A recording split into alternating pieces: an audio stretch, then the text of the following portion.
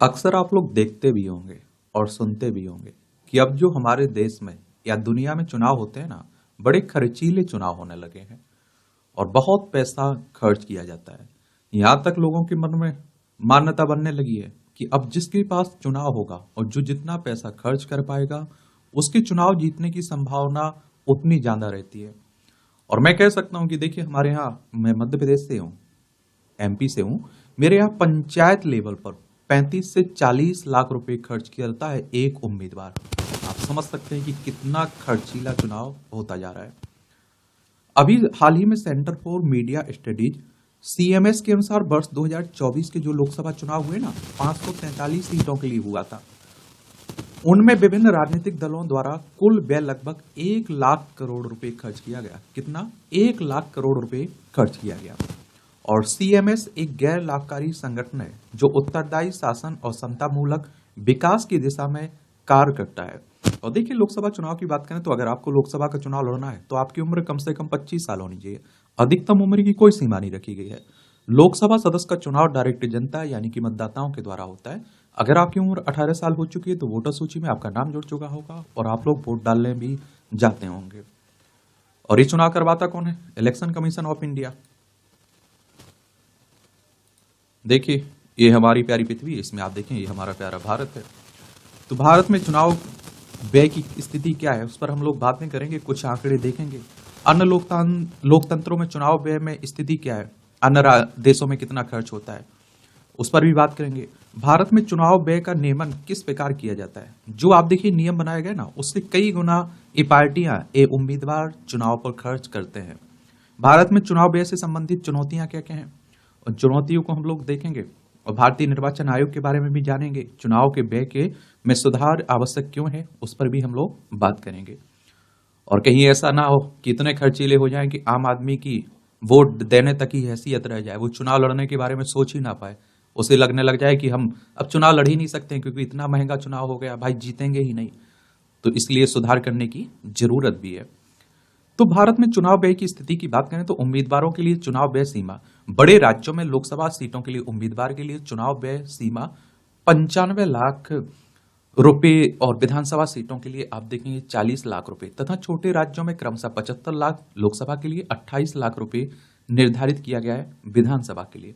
अभी मैंने कहा ना कि हमारे यहाँ पंचायत में आप देखते हैं कि 30 से 35-40 लाख रुपए खर्च कर देता है एक उम्मीदवार। और आप सोचिए, यहाँ विधायक की बात की जा रही है कि छोटे राज्य है ना, जो उसने विधायक का चुनाव लड़ना है तो 28 लाख रुपए तक खर्च कर सकता है। बड़े राज्यों में 40 लाख रुपए खर्च कर सकता है। और लोकसभा के लिए बड़े राज्यों में 95 लाख रुपए खर्च कर सकता है और छोटे राज्यों में 75 लाख रुपए खर्च करने की सीमा निर्धारित की गई है। लेकिन इससे कई गुना हकीकत में खर्च होता है। राजनीतिक दलों का व्यय, तो वर्तमान में चुनाव के दौरान राजनीतिक दलों पर कोई व्यय सीमा नहीं लगाई गई है और जिससे उन्हें प्रतिबंधित व्यय करने की अनुमति मिलती है।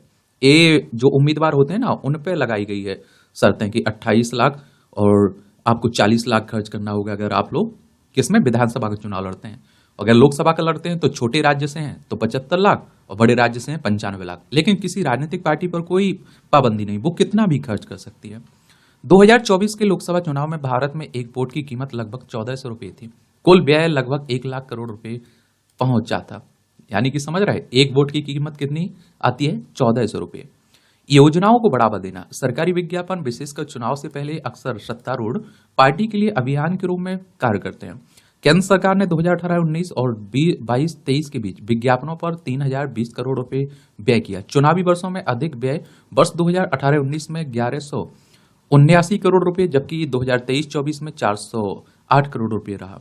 पिछले चुनाव से तुलना तो 1951-52 में प्रथम आम चुनाव के दौरान उम्मीदवारों ने शुरू में केवल 25,000 रुपए का व्यय किया था, जो अब बढ़कर आप देखिए 75 से 95 लाख रुपए यानी 300 गुना बढ़ गया है। इसके अतिरिक्त कुल व्यय आप देखेंगे तो 1998 में 900 करोड़ रुपए से 6 गुना बढ़कर 2024 में लगभग 1 लाख, कितना? 1 लाख करोड़ रुपए हो गया है। और पारदर्शिता के उपाय, तो राजनीतिक दलों को कितना 20,000 रुपए से अधिक के दान के लिए भारतीय निर्वाचन आयोग को वार्षिक योगदान रिपोर्ट प्रस्तुत करना होता है।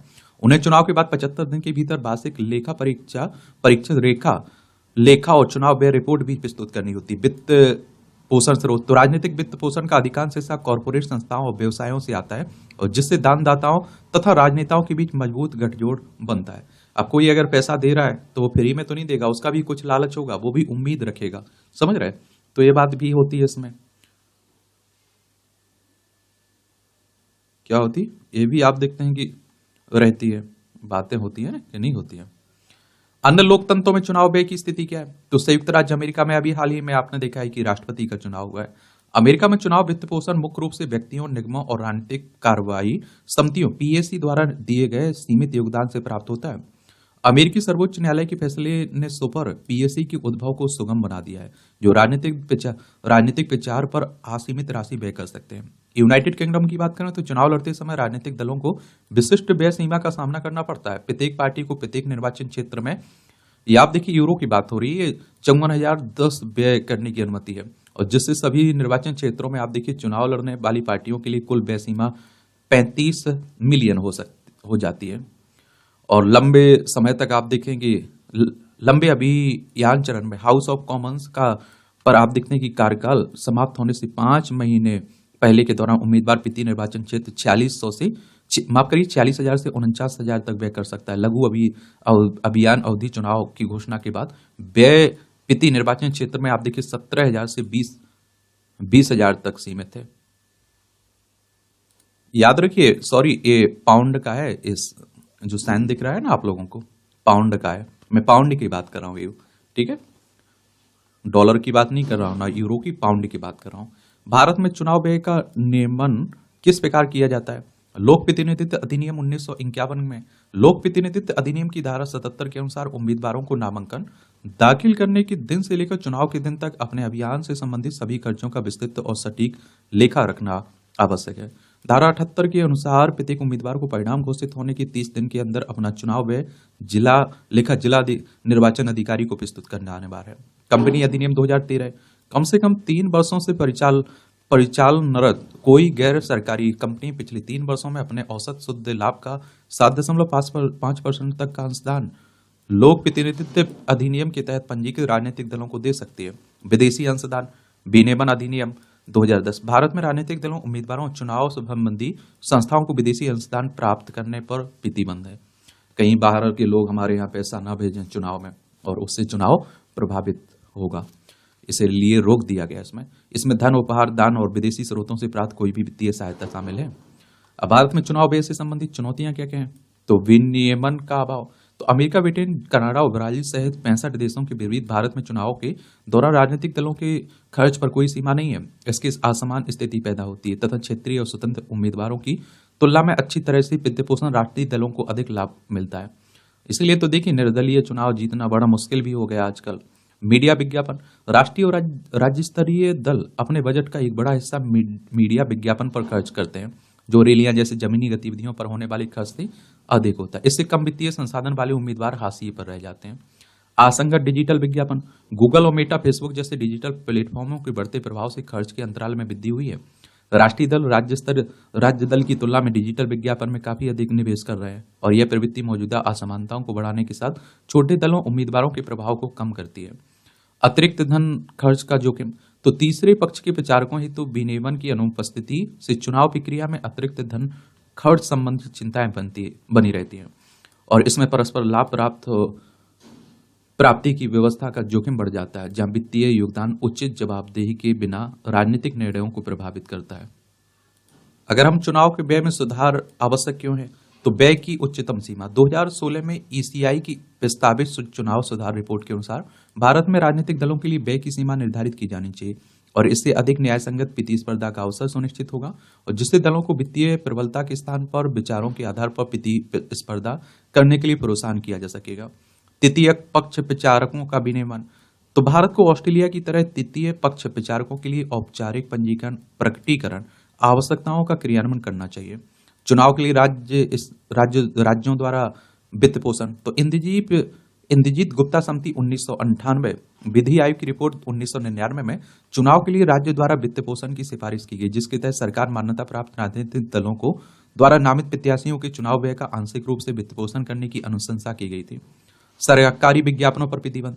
सत्तारूढ़ पार्टी की बढ़त को कम करने और प्रत्याशियों के बीच निष्पक्ष प्रतिस्पर्धा को बढ़ावा देने के लिए चुनाव, ये आप देखिए, चुनाव से पूर्व 6 माह की अवधि के दौरान सरकारी विज्ञापनों पर प्रतिबंध लगाया जाना चाहिए। ये सुझाव दिए जा रहे हैं, आप लोग भी दीजिएगा जब आंसर राइटिंग कर रहे हो, निबंध लिख रहे हो। पार्टी वित्तीय सहायता, तो विधान में संशोधन किया जाना चाहिए तथा ताकि स्पष्ट रूप से प्रावधान किया जा सके कि किसी राजनीतिक दल द्वारा अपने प्रत्याशी को दी जाने वाली वित्तीय सहायता भी प्रत्याशी की निर्धारित चुनाव व्यय सीमा के भीतर होगी और इससे उस कमियों का निवारण किया जा सकेगा जिसका प्रयोग कर राजनीतिक दल व्यय संबंधी नियमों से बचते हुए अपना व्यय असीमित करते हैं। व्यापक चुनावी निगरानी, चुनाव निगरानी हेतु एक स्वतंत्र निकाय की स्थापना करने से कैंपेन व्यय की जवाबदेही में सुधार किया जा सकता है। नॉर्मल सी बात देखिए कि जब वो कोई 35 से 40 लाख रुपए खर्च कर रहा है विधान किसका, सरपंच का चुनाव लड़ जीतने के लिए, जब वो जीत जाएगा तो भैया उसका कम से कम दुगना तो पहले निकालेगा, उसके बाद बचेगा कुछ तो वो जनता के लिए काम करेगा। इलेक्शन कमीशन ऑफ इंडिया की बात करें ना, भारतीय निर्वाचन आयोग एक संवैधानिक संस्था है। संविधान के अनुच्छेद 324 के तहत चुनाव आयोग की स्थापना की बात की गई है। 25 जनवरी 1950 में स्थापना हुई थी। 25 जनवरी को आप लोग मतदाता दिवस मनाते हैं। संविधान के भाग 15 को पढ़ेंगे ना तो अनुच्छेद 324 से 329 तक संविधानिक प्रावधान किया गया है इसका। विधानसभा, राज्यसभा, लोकसभा, राष्ट्रपति, उपराष्ट्रपति के चुनाव की देखभाल भारतीय निर्वाचन आयोग ही करवाता है। देश के पहले मुख्य चुनाव आयुक्त कौन थे? सुकुमार सेन। स्वायत्त संवैधानिक निकाय है, ये भी याद रखिएगा। एक चुनाव आयुक्त होता है और दो अन्य चुनाव आयुक्त होते हैं। एक मुख्य चुनाव आयुक्त, दो अन्य चुनाव आयुक्त। राष्ट्रपति द्वारा इनकी नियुक्ति होती है। कार्यकाल की बात करें तो 6 वर्ष या 65 वर्ष की आयु जो भी पहले हो इनकी रखी जाती है, तो ये भी आप लोग याद रखिएगा। इसकी प्रमुख भूमिकाएं, जिम्मेदारी क्या है चुनाव आयोग की? चुनावी निर्वाचन क्षेत्रों का निर्धारण करना, मतदाता सूची तैयार करना, उसका पुनरीक्षण करना, चुनावी कार्यक्रम तारीखों को अधिसूचित करना, राजनीतिक दलों को पंजीकृत करना, उन्हें राष्ट्रीय या राज्य स्तर का दल का दर्जा देना, राजनीतिक दलों के लिए आदर्श आचार संहिता जारी करना, ये चुनाव आयोग के काम है। ठीक है, तो इस तरह के टॉपिक के बारे में एक सामान्य जानकारी जरूर रखा करिएगा, क्वेश्चंस पूछ लेता है आपके एग्जाम में। धन्यवाद।